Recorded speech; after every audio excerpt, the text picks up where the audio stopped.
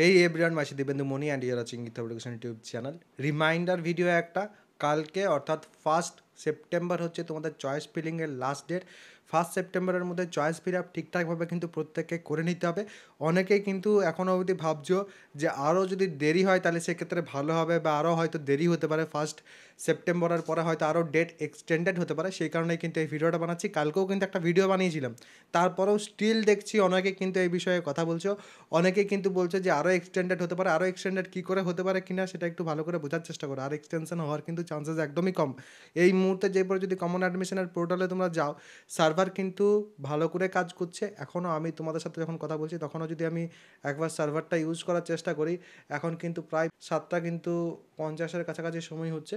তো এখানে যদি আমরা যাই তাহলে সেক্ষেত্রে যখনই আমরা কিন্তু খুলছি, অনেক সময় কী হচ্ছে, the service is unavailable.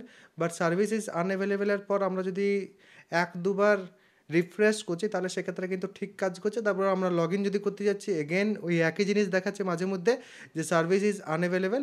But তারপর আবার যখন আমরা রিফ্রেশ করছি ঠিক কিন্তু কাজ করছে। অনেকের ক্ষেত্রে তো রিফ্রেশ করার দরকারই পড়ছে। তো ভালো করে কিন্তু চয়েস ফিলিংটা করে নেবে। চয়েস ফিলিং করার পর সেভ অবশ্যই কিন্তু করবে। সেভ করার পর একবার তোমরা কিন্তু আরও লগ ইন করে দেখে নেবে যে চয়েস স্ট্যাটাস যেটা, সেটা কমপ্লিটেড দেখাচ্ছে কিনা, কমপ্লিটেড মে রি আপডেট এই জিনিসটা সেখানে দেখাচ্ছে কিনা অবশ্যই কিন্তু দেখে নেবে। তাহলে সেক্ষেত্রে বুঝবে যে তোমার চয়েস ফিল আপ কিন্তু কমপ্লিট হয়ে গেছে।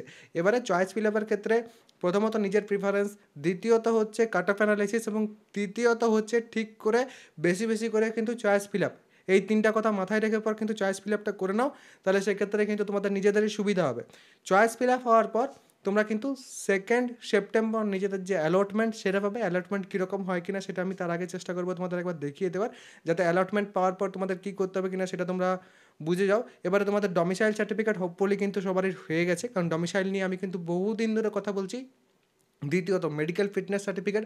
আমি চাইছিলাম যেহেতু তোমরা সেপ্টেম্বরে ভর্তি হচ্ছ, সেপ্টেম্বরের শুরুর দিকে যদি মেডিকেল ফিটনেস সার্টিফিকেট হয় সেটা সবথেকে ভালো হবে। তো মেডিকেল ফিটনেস সার্টিফিকেটের যে প্রফর্মা আছে সেটা কিন্তু আমি তোমাদের আজকেই প্রোভাইড করে দেবো, এবং মেডিকেল ফিটনেস সার্টিফিকেটের জন্য কোথায় যেতে হবে কিনা সেই সব কিছুও কিন্তু আমি চেষ্টা করছি আজকেই তোমাদের বলে দেওয়ার। তো অবশ্যই তার জন্য কিন্তু চ্যানেলটা সাবস্ক্রাইব করে বেল আইকনটা প্রেস করে অল করে রাখবে।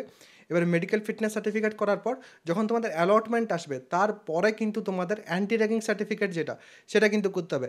এই 3টে সার্টিফিকেট বাদ দিয়ে বাকি যা যা তোমাদের দরকার সেগুলো কিন্তু সব কিছু তোমাদের কাছে থাকার কথা। এবং সেগুলো কী কী কিনা যদি জানতে হয় তাহলে সেক্ষেত্রে documents youth hub education search করবে, পেয়ে যাবে।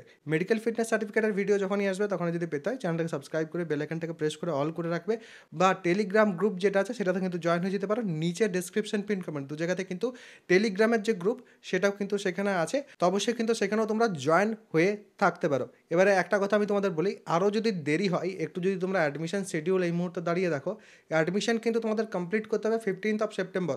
এবারে 1 সেপ্টেম্বরের মধ্যে চয়েস ফিল আপ কমপ্লিট যদি না হয় ফার্স্ট ফেজের, তাহলে সেক্ষেত্রে সেকেন্ড ফেজের চয়েস ফিল আপ আমরা কখন করতে পারবো? 10 থেকে 12 তারিখের মধ্যে যে সময়টা দেওয়া হয়েছে সেইটা তাহলে সেক্ষেত্রে কিন্তু সমস্যায় পড়ে যাবে, এবং 3টে ফেজ বা 3টে রাউন্ড সেক্ষেত্রে কিন্তু কমপ্লিট করাটা অনেক মুশকিল হয়ে যাবে। তো অবশ্যই 1 তারিখের মধ্যেই সেক্ষেত্রে কাউন্সিলও চাইবে যাতে কমপ্লিট করা যায়। স্টুডেন্ট যাদের এখন অবধি বাকি আছে কাউন্সেলিং করা অর্থাৎ চয়েস ফিল আপ করা, তারা অবশ্যই কিন্তু চয়েস ফিল আপটা তাড়াতাড়ির মধ্যে করে নেওয়ার চেষ্টা করো। এখন কিন্তু এই মুহূর্তে দাঁড়িয়ে তোমাদের ওয়েবসাইট কিন্তু ঠিকভাবে কাজ করছে। অবশ্যই চেষ্টা করো আজকেই কিন্তু তোমাদের যে চয়েস ফিল আপ সেটা কমপ্লিট করার। বেশি করে চয়েস ফিল আপ করো, ভালো করে চয়েস ফিল আপ করো। তার সাথে সাথে সেভ করতে থাকবে। 5টা 7টা চয়েস যখনই ফিল করলে তারপর কিন্তু সেভ করে নেবে, তাহলে সেক্ষেত্রে সমস্যায় কিন্তু পড়তে হবে না।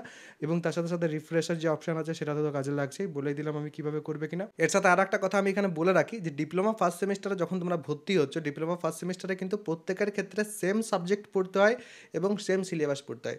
সাবজেক্ট কী কী? Mathematics, physics, chemistry, communication skills and English. এই 4টেই কিন্তু তোমাদের থিওরিটিক্যাল সাবজেক্ট। এই 4টেরই কিন্তু তোমাদের থিওরিটিক্যাল সেমিস্টার এক্সাম দিতে হয়। এবার এই 4টে সাবজেক্ট কিন্তু আমরা পড়াচ্ছি আমাদের ব্যাচে। যদি কারোর জয়েন হওয়ার থাকে আমার ব্যাচ, তাহলে সেক্ষেত্রে নিচে ডিসক্রিপশন পিন কমেন্ট 2 জায়গাতে কিন্তু অ্যাপ্লিকেশনের লিঙ্ক আছে, সেখান থেকে অ্যাপটাকে ইনস্টল করতে হবে।